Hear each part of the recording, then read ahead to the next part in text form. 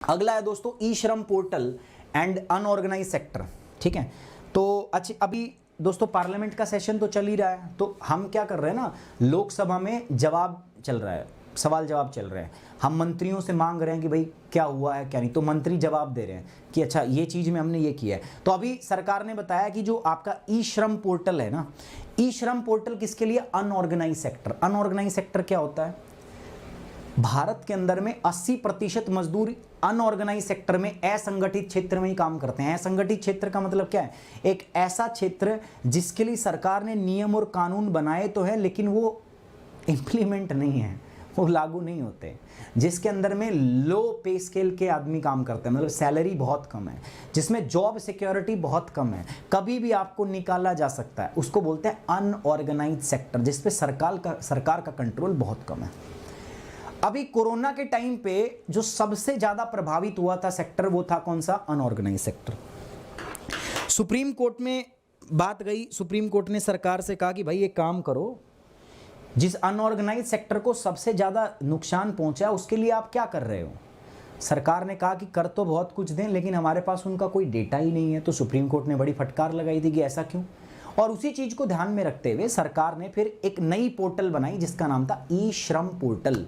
सरकार ने कहा कि भैया कोरोना जैसी हादसे कभी भी हो सकते हैं, भविष्य में हम ऑर्गेनाइज सेक्टर जिसमें 80% मजदूर काम करते हैं, जिनका हमारे पास कोई डेटा ही नहीं है, उनको हम क्या करते हैं, एनरोल करते हैं, एक पोर्टल बनाते हैं, उस पोर्टल पे उनका एनरोलमेंट कराते हैं, और भविष्य में अगर कोरोना जैसी घटना फिर से होती है तो हम उनको क्या कर पाएं, उनको बेनिफिट पहुंचा पाए, सरकार की स्कीम का लाभ उनको मिल सके। इसलिए हमने एक पोर्टल लॉन्च कर दी।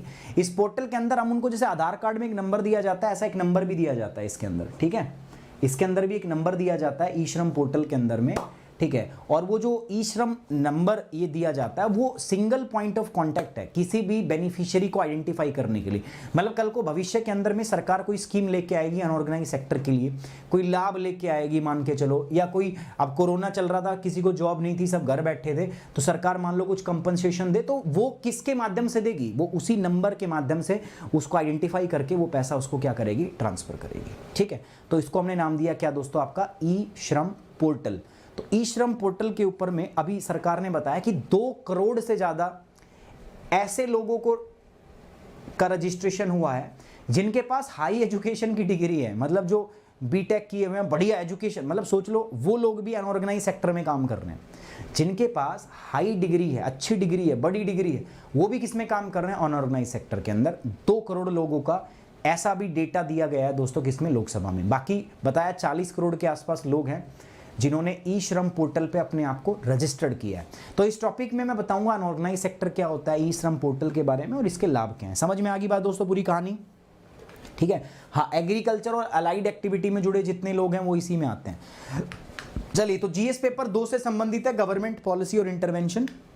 पहले सवाल देखेंगे दोस्तों इसका। ठीक है, यूपीएससी का क्वेश्चन देखेंगे, जल्दी से बताओ इसका जवाब फटाफट से। Consider the following statement about unorganised sector.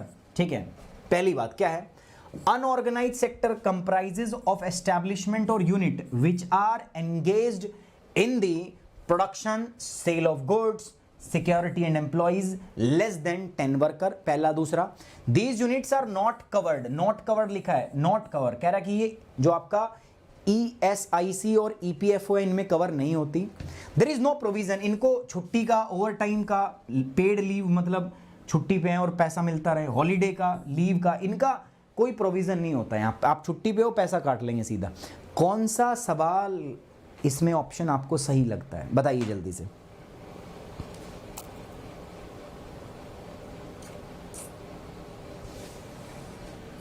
बताइए। हाँ, तुक्के मारने लग गए, चलो तुक्के मारो, कोई नहीं। बी डी, ज्यादातर बच्चे बी बोल रहे हैं ना, बी पहले पे है फिर डी है। चलो देखते हैं, ठीक है, देखते हैं इसको। ठीक है, देखते हैं कौन सा सही है और कौन सा नहीं है। पहले इसको पढ़ लेते हैं थोड़ा, फिर पता चलेगा अपने को ना। तो मैंने क्या बताया, अभी बताया गया दोस्तों कि केंद्र सरकार ने बताया कि जो हमारी ये पोर्टल है ना, ई श्रम पोर्टल, इस पे 2 करोड़ के आसपास से अनऑर्गेनाइज सेक्टर जो है, ऐसे लोग जिनके पास में ग्रेजुएशन में जिन्होंने हायर एजुकेशन डिग्री ली हुई है, उनका रजिस्ट्रेशन यहाँ पे हुआ है। ये जो पोर्टल है दोस्तों, ये हमने अगस्त 2021 में, पिछले साल अगस्त 2021 में हमने इसको लॉन्च किया था, ठीक है, सरकार ने। और ये सरकार ने बताया राज्यसभा में, सरकार ने कहा कि ई श्रम पोर्टल के ऊपर लगभग, सॉरी मैं करेक्ट कर लूँ अपने आप को, 24.54 करोड़ जो वर्कर हैं उन्होंने 31 जनवरी तक इस पोर्टल को ज्वाइन कर लिया। मतलब अभी 30 जनवरी जो गई है, इस तक इस पोर्टल पर कितने अनऑर्गेनाइज वर्कर ने अपने आप को रजिस्टर किया? 24 करोड़। और इसमें 2 करोड़ कौन है? जिनके पास हायर एजुकेशन की डिग्री है, जो ग्रेजुएट्स हैं। नंबर ऑफ वर्कर जो है जिनके पास डिग्री है ग्रेजुएशन की हायर एजुकेशन में, उच्च शिक्षा में, वो 2,88,063, 2 करोड़ से भी ज़्यादा है, ठीक है। ये पोर्टल जो है दोस्तों, इसमें हम पूरा डेटाबेस मेंटेन करते हैं, जितने भी अनऑर्गेनाइज सेक्टर में, असंगठित क्षेत्र में भारत में जितने भी वर्कर काम करते हैं, उन सारे वर्कर का इस पोर्टल के माध्यम से हम एक डेटाबेस जो है वो बना के तैयार रखते हैं, उसको हम यहाँ पे ध्यान रखते हैं। वर्कर जो है इसके अंदर में उनको एक हमने 12 डिजिट का नंबर भी दे रखा है, जिसको हम ई श्रम बोलते हैं। क्या? ई श्रम कार्ड बोलते हैं। जैसे आधार कार्ड है, ऐसे ई श्रम कार्ड है। 12 डिजिट का नंबर हमने वर्कर, जितने भी अनऑर्गेनाइज सेक्टर के वर्कर उनको दिया। अब आधार कार्ड क्या? हमारी पहचान है ना, हमारी एक आइडेंटिटी है। इसी प्रकार ई श्रम कार्ड, जिसमें 12 डिजिट का नंबर है, यूनिक नंबर है, ये उस अनऑर्गेनाइज वर्कर की पहचान है। जो 24 करोड़ वर्कर जिन्होंने अपने आप को ई श्रम पोर्टल पे रजिस्टर किया हुआ, उनकी पहचान है। तो कल को सरकार उनके लिए कुछ करेगी तो उसी नंबर से उनको पहचानेगी। This will be a single point reference. मैंने बताया कल को कुछ भी सरकार करना चाहती है, उन तक पहुंचना चाहती है, तो सरकार इस ई श्रम कार्ड का यूज करेगी, इन 12 डिजिट के नंबर से उनकी पहचान करेगी।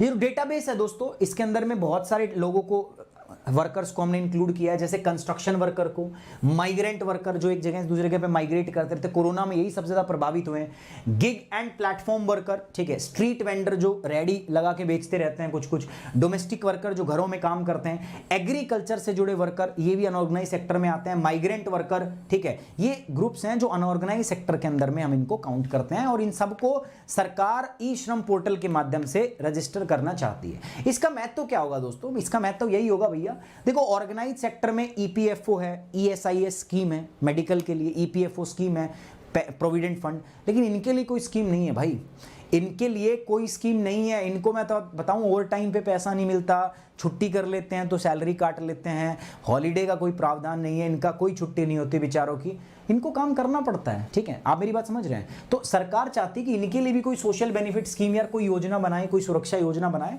तो सरकार अगर योजना बनाएगी तो कैसे पहुंचेगी इन तक? सरकार ने पहचान ही नहीं किया हुआ कि कौन ऑर्गेनाइज सेक्टर में, तो इसके माध्यम से हमने पहचान कर लिए। तो कल को सरकार कोई भी सोशल सिक्योरिटी स्कीम इनके लिए लेके आएगी तो इसके माध्यम से सरकार उन तक पहुंच सकती है। It will also ensure that welfare scheme, मैंने बताया सरकार कल को इनकी भलाई के लिए कोई भी स्कीम लेके आती है दोस्तों पूरी कंट्री के अंदर में, तो अगर हमारे पास एक ऐसा डेटाबेस होगा तो हम हर अनऑर्गेनाइज वर्कर तक पहुंच सकते हैं इस प्लेटफॉर्म के माध्यम से, इस पोर्टल के माध्यम से, ठीक है। अब बात करते हैं सर, अनऑर्गेनाइज्ड सेक्टर या इनफॉर्मल सेक्टर क्या होता है भारत के अंदर। तो सबसे पहले मैंने क्या बताया? मैंने बताया भारत के अंदर में 80% के आसपास जो हैं लोग वो अनऑर्गेनाइज सेक्टर में यानी कि इनफॉर्मल सेक्टर में, असंगठित क्षेत्र में काम करते हैं, और केवल 20% लोग ऐसे हैं जो संगठित क्षेत्र में काम करते हैं।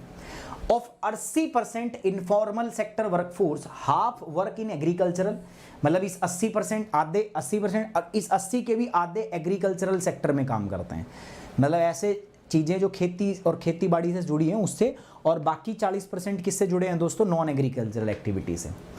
अनऑर्गेनाइज सेक्टर की परिभाषा क्या कहोगे आप? किसको आप अनऑर्गेनाइज सेक्टर बोलोगे? तो मैं ऐसी यूनिट्स को बोलूँगा जो छोटी है, स्मॉल है, और स्कैटर्ड्स है, बड़ी। अब जैसे छोटी छोटी यूनिट है पूरे देश के अंदर में बहुत सारी हैं, ठीक है, छोटी छोटी इंडस्ट्री, कंपनी, छोटे छोटे उद्योग, लघु उद्योग, वो सब किसके अंदर आते हैं दोस्तों? सब अनऑर्गेनाइज्ड के अंदर आते हैं, ठीक है। और इनका सरकार का इन पे कोई कंट्रोल नहीं होता, they are outside the control of the government, ठीक है। इनके लिए कानून है, बट वो कानून कभी जो है, नियम और कानून है लेकिन वो उनका पालन नहीं होता। यहाँ पर जॉब्स लो पेड होती हैं, ठीक है, पैसा बहुत कम मिलता है और वो भी इरेगुलर मिलता है, कभी 1 तारीख को, कभी 10 तारीख को, कभी 1 महीने दिया ही नहीं, अगले महीने मिले, इस प्रकार का यहाँ पे होता है। यहाँ पर किसी भी प्रकार का over time, paid leave, holiday वगैरह सब नहीं मिलता, ठीक है। एम्प्लॉयमेंट यहाँ सिक्योर नहीं है, कभी भी काम से निकाला जा सकता है। यहाँ पर कई बार ऐसा होता है कि बिना कारण के आपकी छुट्टी कर देते हैं, ठीक है, वो सब बातें हैं। This sector include large number of peoples who are employ on their own doing small job such as selling on the street and doing repair work, जो काम करते रहते हैं, जैसे किसी ने स्कूटर सुधारना है, किसी ने बाइक रिपेयर करनी है, किसी ने गाड़ी रिपेयर करने की दुकान खोल ली, या किसी ने भाई अपना वो बना लिया, रेडी लगा ली, ठीक है, वो सारे लोग इसी के अंदर में इंक्लूड होते हैं, सबको इसी के अंदर में इंक्लूड किया जाता है। इसका नेचर ऑफ एम्प्लॉयमेंट कैसा है, मैंने आपको बताया, जैसे इसमें बहुत सारे लोग तो खेती से ही जुड़े हैं, खेती और संबंधित कार्यों से जुड़े हैं, कुछ बॉन्डेड लेबर हैं, कुछ माइग्रेंट वर्कर हैं, कुछ कॉन्ट्रैक्ट वर्कर हैं, ठीक है, लेबर्स, वो सब इसके अंदर में आते हैं। अच्छा, इसमें भी एक ऐसी कैटेगरी है जो बहुत बुरी तरीके से डिप्रेस्ड है, बहुत बुरी तरीके से प्रभावित है इनफॉर्मल में भी। वो कौन से, जैसे टोडी टैपर्स, ठीक है, स्कैवेंजर्स जो मलबा ढोते हैं, ठीक है, जो अपने सर पे वो करते हैं, सामान ढोते हैं, driver of animal driven vehicle, जो झोटा बुग्गी हो गया, ऊंट गाड़ी हो गया, तो उनके ड्राइवर्स इनमें माने जाते हैं, लोडर अनलोडर जो सामान लोड करते हैं अनलोड करते हैं। तो ये कह रहा है कि ये जो है ना, ये और भी बेचारे डिप्रेस्ड है, अनऑर्गेनाइज में ये सबसे डिप्रेस्ड है, ठीक है। अच्छा, ये टॉपिक हमने पढ़ लिया, बट अब बात करते हैं रिलेटेड सर्च। इस टॉपिक से संबंधित कुछ और बातें अगर आप कर लेते हैं तो आपको वैल्यू एडिशन मिलेगा। पहला तो मनरेगा स्कीम जो है, थोड़ा सा इसके बारे में जान लीजिए दोस्तों। मनरेगा ज़रूरी है, भारत के अंदर में बहुत इंपॉर्टेंट स्कीम है एम्प्लॉयमेंट के चलते, एक मतलब गारंटी है सरकार की तरफ से, एक वर्क 100 डेज ऑफ वर्क, तो बहुत इंपॉर्टेंट है। आम आदमी बीमा योजना and one nation one ration card scheme, वो भी इंपॉर्टेंट है ना। कल को जो माइग्रेंट लेबर हैं, ठीक है, जो माइग्रेट करते रहते हैं बिहार से हरियाणा, यूपी, पंजाब, तो उनके राशन कार्ड तो अपने राज्य के होते हैं ना, तो उनको राशन नहीं मिलता था इधर, तो इसीलिए सरकार ने एक नई स्कीम बनाई जिसका नाम क्या था, one nation one ration card, और बहुत अच्छे से इम्प्लीमेंट भी किया है इसको पूरे देश के अंदर। तो ये चीज़ें हैं जो आपको इससे ध्यान रखनी है, जुड़ी हुई बातें हैं, आपस में कनेक्टेड ही बातें हैं ये। तो मनरेगा, आम आदमी बीमा योजना, एक राष्ट्र एक राशन कार्ड योजना, पता है आपको, रिलेटेड सर्च में देख लेना है। इसके अलावा प्रीलिम्स में सर क्या पूछा जा सकता है, देखो सवाल बन सकता है कि यार ई श्रम पोर्टल के बारे में आपसे कुछ पूछ ले, या इसके महत्व के बारे में पूछ ले, इट्स सिग्निफिकेंस, आपसे अनऑर्गेनाइज्ड और इनफॉर्मल सेक्टर क्या होता है उसकी परिभाषा पूछी सकती है, जैसे मैंने सवाल में पूछा हुआ है, मैंने अभी क्वेश्चन दिया था ना प्री का, उसमें पूछा है, ठीक है, वो, या issue associated with unorganise sector, क्या क्या मुद्दे हैं जो अनऑर्गेनाइज सेक्टर से जुड़े, आपको पता होना चाहिए ये जो सेक्टर है इसके क्या क्या प्रॉब्लम्स हैं, इश्यूज क्या क्या हैं, ठीक है, तभी तो आप एड्रेस कर पाओगे। तो ये सारी चीज़ें हिंदी में भी हैं। अब मुझे ज़्यादा टाइम तो इसलिए लगता है, इंग्लिश में बताओ फिर हिंदी में बताओ, इंग्लिश में बताओ फिर हिंदी में बताओ, है ना। अब ये सवाल था हमारा, सही जवाब क्या है दोस्तों इसका, डी, सारी बातें सही हैं इसमें, all of these are right, ठीक है, D is the correct answer, सारी बातें सही हैं। अनऑर्गेनाइज सेक्टर वो होता है जिसमें 10 से कम लोग काम करते हैं, ये ESIS और EPFO के अंदर नहीं आते, और इनको कोई हॉलीडे लीव पेड ऐसा कुछ नहीं होता। तीनों बातें क्या सही है जो दोस्तों, D is the correct answer. कितने बच्चों ने सही बताया था, लग गया तुक्का अर्शला चलो बढ़िया, अच्छी बात है, गुड, कीप इट अप। चलिए आगे बढ़ेंगे दोस्तों। तो मेंस का स्पेसिफिक सवाल मैंने दे दिया यहां पर, मेन स्पेसिफिक क्या है, व्हाट इज ई श्रम पोर्टल, ये ई श्रम पोर्टल क्या है, इसके महत्व पर चर्चा करो। अब ये क्या नहीं बता सकते, ई श्रम पोर्टल मैंने बताया किसके लिए, अनऑर्गेनाइज सेक्टर के लिए, तो अनऑर्गेनाइज सेक्टर की कुछ प्रॉब्लम्स है, उनका समाधान करने के लिए हमने ई श्रम पोर्टल लेके आए थे ना, तो सारा सवाल लिख सकते हो यार आप, बहुत इजीली इसको अच्छे से लिख सकते हो, there is nothing to worry, इसमें कुछ भी सोचने की, चिंता करने की आवश्यकता नहीं है। तो मेन स्पेसिफिक आप बहुत आराम से इस सवाल को लिख सकते हैं, ई श्रम पोर्टल क्या है, इसके महत्व पर चर्चा कीजिए, लिख सकते हो ना। एंड साथ ही साथ में दोस्तों देखो, मेरे साथ जुड़ के आप प्लस कोर्स भी कर सकते हो। प्लस कोर्स करने के लिए दोस्तों मैं आपको बताता हूँ, ये GS का प्लस कोर्स है, तो यहाँ पर आप प्लस और आइकॉनिक 2 प्रकार के सब्सक्रिप्शन जो है आप यहाँ पे ले सकते हो दोस्तों, प्यारे बच्चों। ये आपके सब्सक्रिप्शन का प्राइस है 6 महीने, 1 साल, 2 साल, 3 साल, ठीक है। ये इधर है आइकॉनिक का सब्सक्रिप्शन है 1 साल, 2 साल और 3 साल का, ले सकते हो। कोड आपका क्या रहेगा, सुमित 10। तो ये मेरा टेलीग्राम चैनल है, PDF यहाँ दे दूंगा मैं, साथ साथ ये अपना कोड है, ठीक है, इसको यूज करना है to get the 10% off Unacademy. I hope you like the session, you enjoy the session, so guys please like the video, share it and subscribe the channel. Thank you very much, take care, bye bye, Jai Hind, love you guys.